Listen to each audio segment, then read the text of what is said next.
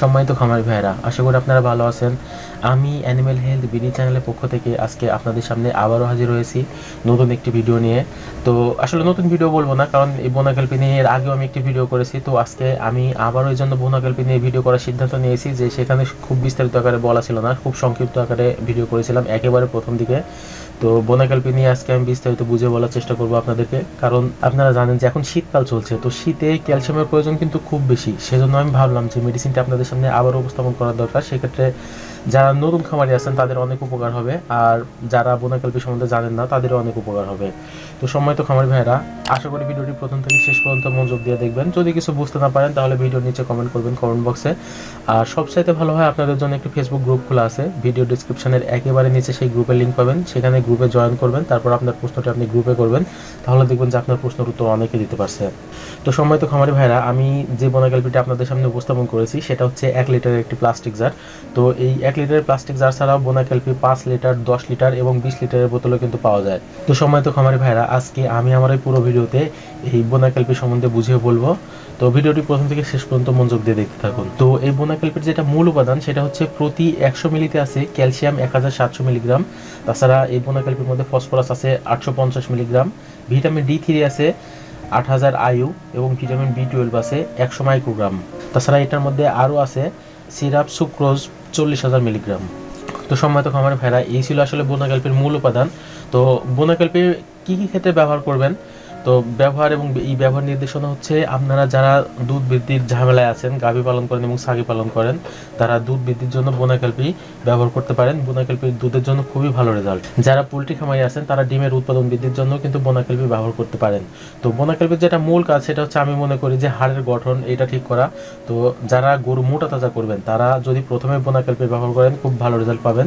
তাছাড়া ডিমের খোসা শক্ত করতে কিন্তু বোনাকালপির কোনো জরুরি নেই, এরা ডিমের খোসা খুব দ্রুত শক্ত করে দেয়।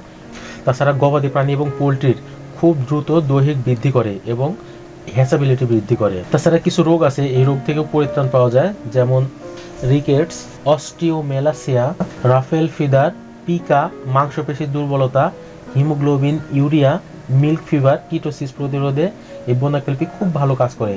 আপনারা জানেন যে এই যেটা মিল্ক ফিভার আছে, গাভী পালন করেন তাদের জন্য কিন্তু এটা খুবই বড় একটি সমস্যা। তো যদি বোনাকালপি খাওয়ান সেক্ষেত্রে কিন্তু মিল্ক ফিভারের জন্য আলাদা কোনো ওষুধ খাওয়ানো লাগবে না আপনাকে, বোনাকালপি ব্যবহার করলে এই সমস্যাটি দূর হয়ে যাবে। তাছাড়া কিটোসিস রোগের ক্ষেত্রেও বোনাকালপি ব্যবহার করলে সমস্যাগুলো দূর হয়ে যাবে। তো আমি যে কথাগুলো বললাম এটা ছাড়াও যদি আমার ব্যক্তিগত কিছু কথা বলি, সেটা হচ্ছে আপনি যদি শীতকালে বোনাকালপি ব্যবহার করেন তাহলে আপনার গবাদি প্রাণী অবশ্যই দুর্বল হবে না, শীতকালে তার শীত কম লাগবে। এর সাথে অবশ্যই এটি ব্যবহার করবেন। তো বোনাকালপি ব্যবহার করলে শীতকালে আপনার গরু দুর্বল হবে না, ছাগল দুর্বল হবে না। যদি পোলট্রিতে ব্যবহার করেন তাহলে পোলট্রির উৎপাদন কিন্তু কমবে না, বেড়ে যাবে। আপনারা জানেন যে শীতকালে কিন্তু গবাদি প্রাণী শুকিয়ে যায় শীতের কারণে। তো এই এই শরীর কমে যাওয়া অথবা উৎপাদন কমে যাওয়া এই সমস্যাটি কিন্তু একেবারেই থাকবে না। তো এই শীতকালে কিন্তু বোনাকালপি ব্যবহারের কোনো বিকল্প নেই। তো মাত্রা ও প্রয়োগ বিধি যদি বলি তাহলে গরু ও ঘোড়ার ক্ষেত্রে আপনারা ব্যবহার করবেন 100 মিলি প্রতিদিন, অর্থাৎ বড় প্রাণী যেগুলো আছে তাদের ক্ষেত্রে আপনারা 100 মিলি প্রতিদিন ব্যবহার করবেন। তো সেক্ষেত্রে যদি বিকেলে ব্যবহার করেন বোনাকালপি, আমি যতটুকু জানি যে বোনাকালপি, শুধু বোনাকালপি না, ক্যালসিয়াম মানে বিকেলে ব্যবহার করা উত্তম। আর বাছুর, ছাগল এবং ভেড়ার ক্ষেত্রে যদি ব্যবহার করেন তাহলে 10 থেকে 20 মিলি প্রতিদিন 2 বার ব্যবহার করবেন। অর্থাৎ 10 মিলি যদি ব্যবহার করেন তাহলে সকালে 5 মিলি এবং বিকালে 5 মিলি, আর যদি 20 মিলি ব্যবহার করেন তাহলে সকালে 10 মিলি এবং বিকালে 10 মিলি, এভাবে 20 মিলি পূরণ করবেন। যদি ব্রয়লারের ক্ষেত্রে ব্যবহার করেন তাহলে 3 থেকে 5 মিলি প্রতি লিটার পানিতে। যদি ব্রয়লারের ক্ষেত্রে বোনাকালপি আপনি ব্যবহার করেন তাহলে 3 থেকে 5 মিলি প্রতি লিটার খাবার পানির সাথে মিশিয়ে দেবেন। আর যদি লেয়ারে এবং গ্রিডারে প্রয়োগ করেন তাহলে 4 মিলি প্রতি লিটার খাবার পানির সাথে মিশিয়ে দিবেন।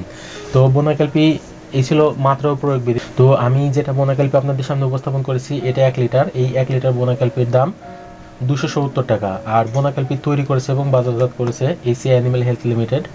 তো সম্মানিত খামারি ভাইরা, আমি যতগুলো ক্যালসিয়ামের কথা জানি তাদের মধ্যে বোনাকালপি অন্যতম এবং ভালো একটি মেডিসিন। আপনারা মেডিসিনটি কিনে বাজার থেকে কিনে ব্যবহার করেন তাহলে এর উপকারিতা বুঝতে পারবেন। তো এই ছিল আসলে বোনাকালপি নিয়ে কথা। যদি কোনো কিছু বুঝতে না পারেন অথবা কোনো কিছু জানার থাকে তাহলে ভিডিও নিচে কমেন্ট করবেন, অথবা আপনাদের কাছে জন্য ফেসবুক গ্রুপের কথা বললাম সেখানে পোস্ট করতে পারেন। আর ভিডিওটি দেখে যদি একটু ভালো লাগে, একটু উপকার হয়, অবশ্যই একটি লাইক দিবেন এবং কমেন্ট করে জানাতে পারেন কেমন লাগলো।